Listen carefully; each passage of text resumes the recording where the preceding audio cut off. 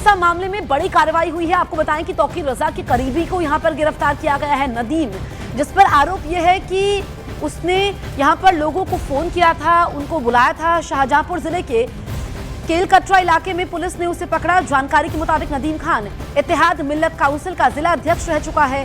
Police का कहना है कि उसने व्हाट्सएप कॉल करके लोगों को बुलाया था। अब पुलिस उससे पूछताछ करेगी कि फंडिंग कहां से हुई है, किन लोगों के जरिए हुई है।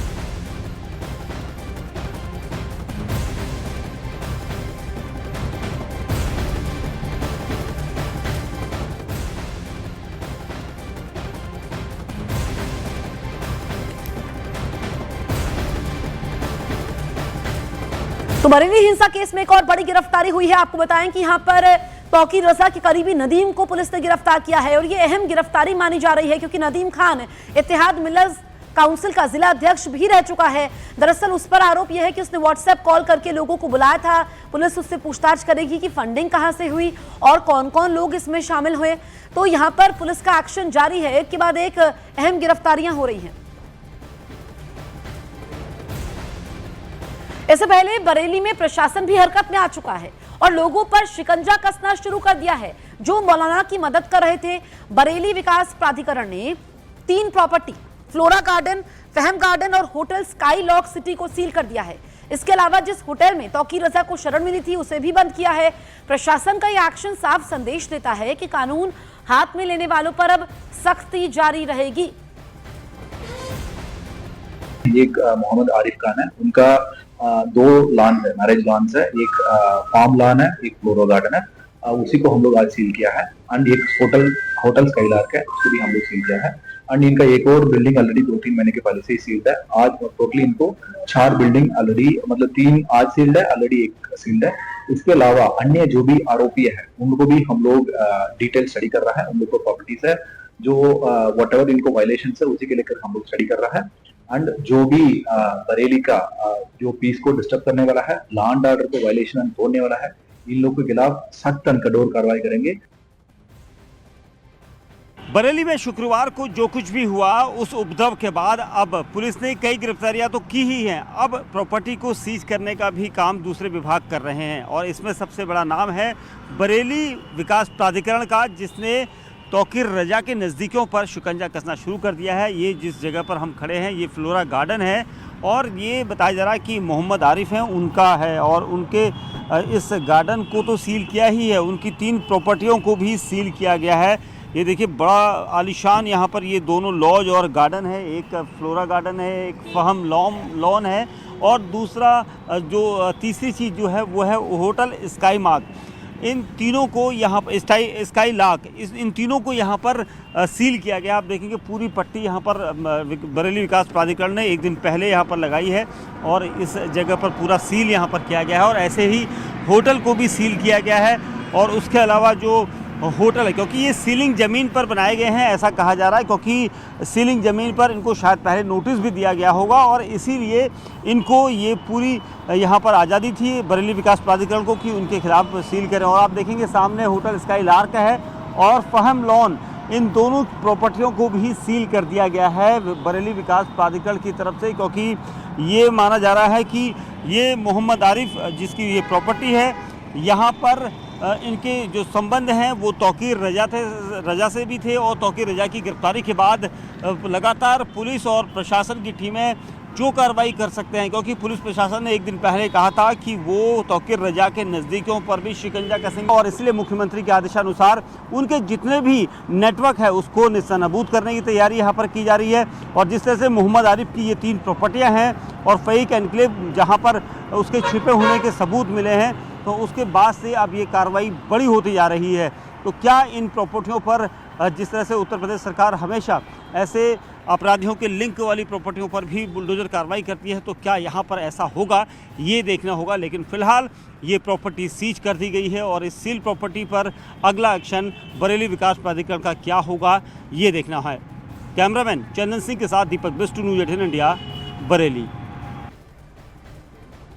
बरेली में जुमे की नमाज के बाद भड़की हिंसा में पुलिस पर पथराव करने वाले आरोपियों को गिरफ्तार कर जेल भेजा गया। लेकिन इससे पहले पकड़े गए आरोपी हाथ जोड़कर माफी मांगते हुए नजर आए। दरअसल पुलिस ने जिन उपद्रवियों को पथराव और फायरिंग करने के आरोप में गिरफ्तार किया था, उन्हें जमकर सबक सिखाया गया, जिसके बाद सभी आरोपी दोबारा ऐसी गलती न करने की कसम खाते हुए दिखाई दिए। हिंसा भड़काने के लिए माफी भी मांगी।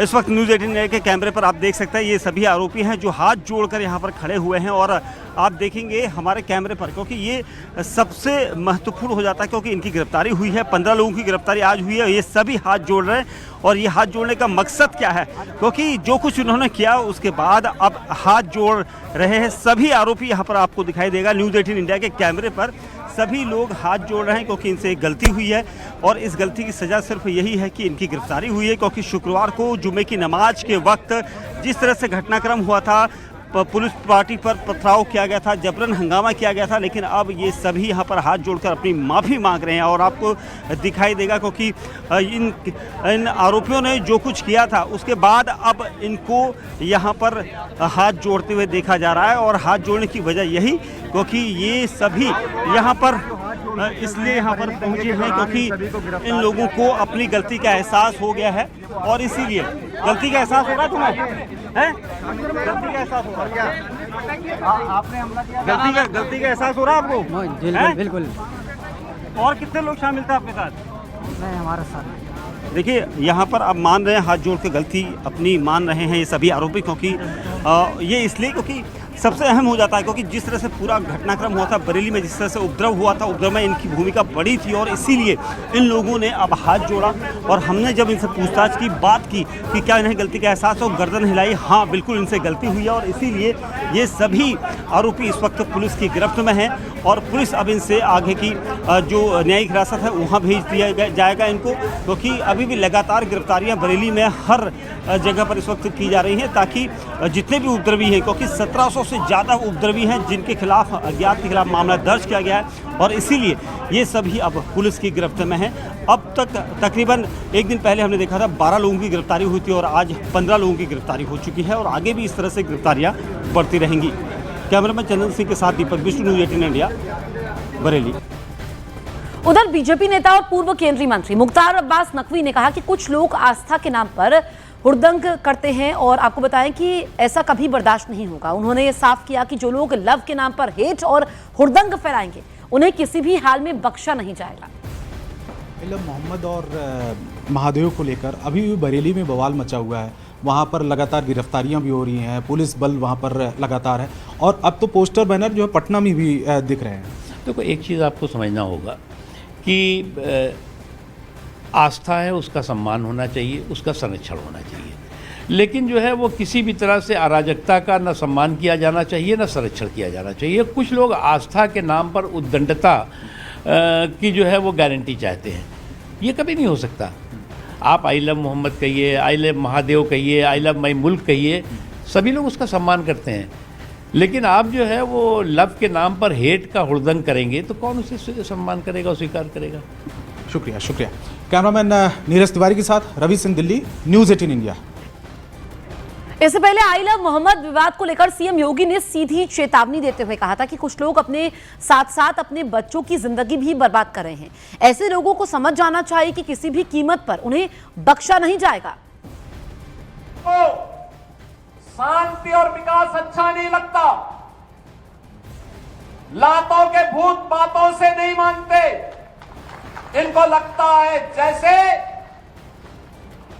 सरकार अब भी इनके सामने झुक करके कार्य करेगी।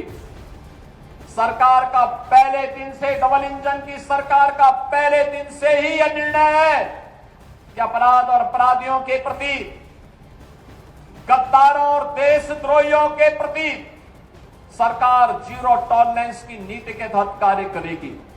अब ये डबल इंजन की सरकार है, अगर बेटी की सुरक्षा पे हाथ डालने का प्रयास किया, व्यापारी के प्रतिष्ठान में आग लगाने का प्रयास किया, उत्साह और उमंग के उत्सव में कहीं पर अगर अराजकता पैदा करने का और उपद्रव पैदा करने का कुत्सित प्रयास किया तो मान करके चलिए ये रास्ता उनका सीधे नरक में जाने का होगा, सीधे नरक में।